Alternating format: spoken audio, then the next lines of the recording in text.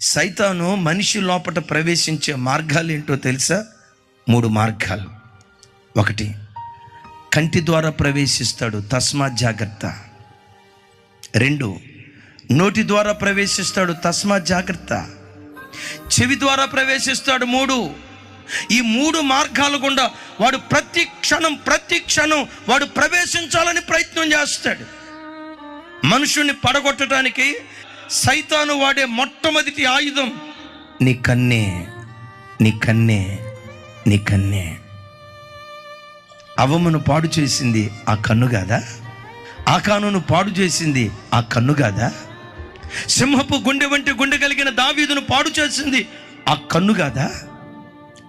న్యాయాధిపతి అయిన సంసోను భ్రష్టునిగా మార్చింది ఆ కన్ను కాదా? అందుకనే ఈరోజు వాక్యం వింటున్న బిడ్డలరా, క్రైస్తవునిగా నీ బ్రతుకులో